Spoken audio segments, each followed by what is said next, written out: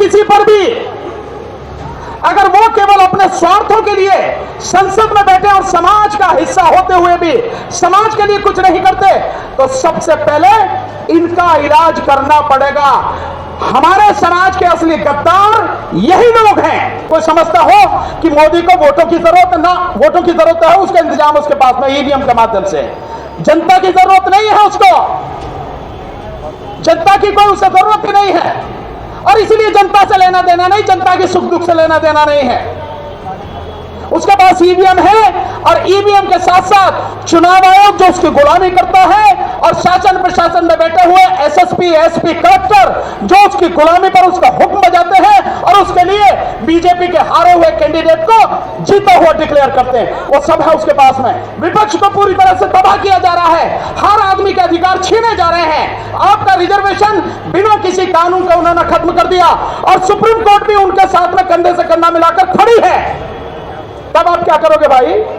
अकेला नहीं चलूंगा, कहीं भी जाऊंगा तो अपनी टीम के साथ में जाऊंगा, और उस टीम को इतनी मजबूती से उसे सारी उसके अंदर वो भावना भरूंगा, ताकि 2024 में ये जो गंदगी पार्लियामेंट में है, इस पूरी गंदगी का सफाया करे। इस है तो संविधान की बात, क्योंकि संविधान की जो प्रस्तावना है, अगर आप उसमें देखते हैं तो शुरू में सबसे पहले यही कहा गया है, सामाजिक, आर्थिक और राजनीतिक न्याय। सामाजिक, आर्थिक और राजनीतिक न्याय, और बहुजन समाज के लोगों को इस देश में यही उपलब्ध नहीं है। और आज जो वर्तमान सरकार है, ये आपके केवल इसी अधिकार को नहीं, आपका कोई भी अधिकार उसे देना नहीं चाहती, आपके हर अधिकार को छीन लेना चाहती है। और आपके इस अधिकार को छीनने में अगर सबसे बड़ा योगदान अगर किसी का है, तो हमारे ही समाज के वो राजनीतिज्ञ हैं जो सांसद बनकर, विधायक बनकर लोकसभा, राज्यसभा और विधानसभाओं में बैठे हैं। 131 एमपी हैं लोकसभा में एससी और एसटी के, और ओबीसी सारे मिला के तकरीबन 250 के आसपास, एससी, एसटी और ओबीसी के 250 के आसपास सांसद हैं। ये जिस दिन चाहें, जिस पल चाहें, मोदी घुटनों पर आ जाएगा, उठने की भी हिम्मत नहीं कर सकेगा। लेकिन अगर उस सरकार को बनाए रखने की कोई भी ताकत अगर है, तो ये लोग हैं। मैं समझता हूं सरकार से कुछ भी कहने से पहले हमें अपने ये जो तथाकथित एमएलए और एमपी हैं, इनका इलाज पहले करने का प्रोग्राम बनाना पड़ेगा। कोई रहम नहीं किसी पर भी। अगर वो केवल अपने स्वार्थों के लिए संसद में बैठे और समाज का हिस्सा होते हुए भी समाज के लिए कुछ नहीं करते, तो सबसे पहले इनका इलाज करना पड़ेगा। हमारे समाज के असली गद्दार यही लोग हैं। केवल एक नाम लेने की बात नहीं है कि किसी का नाम लो, आप सारे के सारे उसी कैटेगरी में है। सब इनका काम पहले ठीक करना पड़ेगा। आप सब जानते हैं जितने कानून भी पास हुए हैं संसद में, ये लोग उन कानूनों को पास कराने में सरकार के साथ खड़े थे। आर्थिक आधार पर संविधान के विरुद्ध जो 10% आरक्षण हुआ था, उसमें भी इन सब लोगों ने वोट दी थी। तो हमारे लिए दूसरा जो है समझते हैं, लेकिन उससे पहले हमारे लिए सबसे बड़ी जिम्मेदारी है जो हमारे ही समाज का कोढ़ है, इस कोढ़ को खत्म करना है। इन गद्दारों को इनकी असली हैसियत दिखा के दफन करना है पहले। अगर आप ये नहीं कर सकते और कहेंगे कि कोई मेरा चाचा है, मेरा ताऊ है, मेरा भाई है, मेरी बिरादरी का है, मेरे इसके होने से मुझे ये मिल जाता है, इसके होने से ये लाभ मिलता है, आप कुछ नहीं कर पाएंगे, कुछ भी नहीं।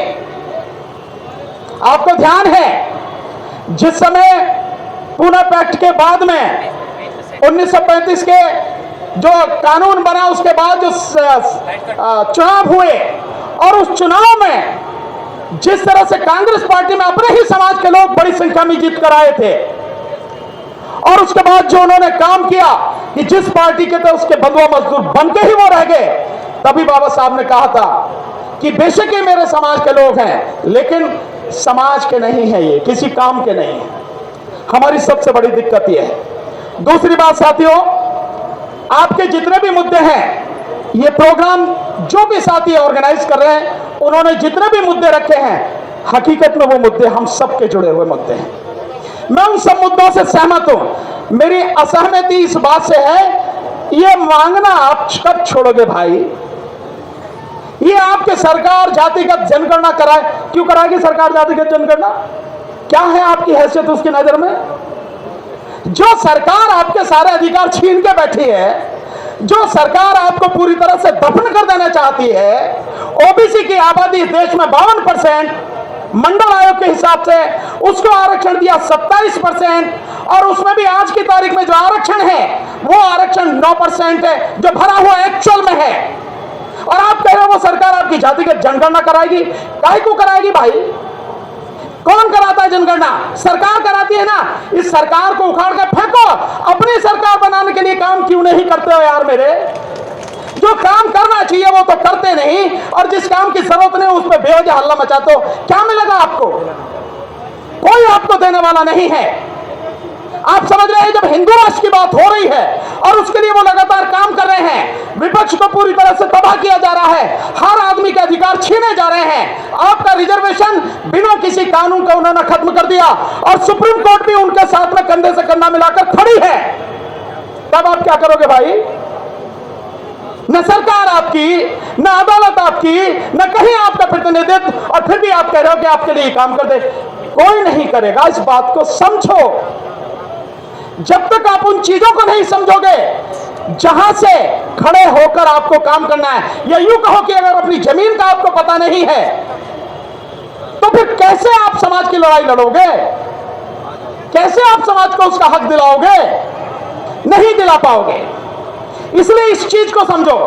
और मैं बार बार हर मंच से ही कहता हूं, चाहे कोई पसंद करे या ना करे, किसी को अच्छा लगे या ना लगे, इस बात की मुझे परवाह नहीं है, लेकिन मैं जानता हूं अगर 2024 को लेके, और इसमें केवल 1 साल रह गया है, 2024 के चुनाव को लेके हम सबने, बहुजन समाज ने, मैं केवल नेताओं की बात नहीं कर रहा जो राजनीतिक दल में है, मैं उन संगठनों की बात नहीं कर रहा जो सामाजिक संगठन है, मैं उस पूरी जनता की, पूरे बहुजन समाज की बात कर रहा हूं। अगर आपने 2024 को लेकर, 2024 के लोकसभा चुनाव को लेकर रणनीति नहीं बनाई, उस पर काम नहीं किया, तो उसके बाद तुम्हें पुष्ट करने के लिए बचेगा भी नहीं।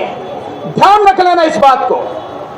इसलिए हमारी सारी कवायद इस बात पर होनी चाहिए, यह आपातकाल से भी भयानक आपातकाल की स्थिति है साथियों।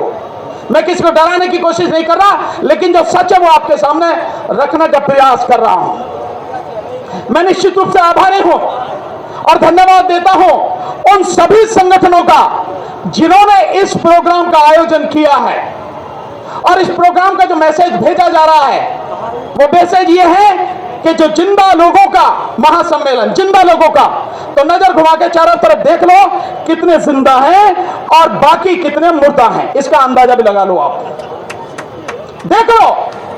लेकिन मैं दावे के साथ कह रहा हूं, ये जितने जिंदा हैं, जितने भी जिंदा हैं, अगर ये वाकई में जिंदा हैं और ये ईमानदारी से काम करें और सिर्फ इतना सा भी ठान लें कि अगले आने वाले 2 महीने में मैं अपने जैसे 9 और साथी अपने साथ में जोड़ूंगा, सिर्फ 9, और अपने को मिला के 10 लोगों की टीम बनाऊंगा। मैं सबसे कह रहा हूं, जो पंडाल में बैठे हैं उनसे भी, और जो करोड़ों की संख्या में इस सोशल मीडिया के माध्यम से पूरे देश में, पूरी दुनिया में जो लोग मुझे सुन रहे हैं, उन सबसे भी कह रहा हूं, सिर्फ इतना निर्णय करो कि आने वाले 2 और 3 महीनों में अपने जैसे मैं अपने साथ 9 लोग और जोड़ूंगा और अपनी टीम बनाऊंगा। अकेला नहीं चलूंगा, कहीं भी जाऊंगा तो अपनी टीम के साथ में जाऊंगा, और उस टीम को इतना मजबूत, इतनी मजबूती से उसे सारी उसके अंदर वो भावना भरूंगा, ताकि 2024 में ये जो गंदगी पार्लियामेंट में है, इस पूरी गंदगी का सफाया करें।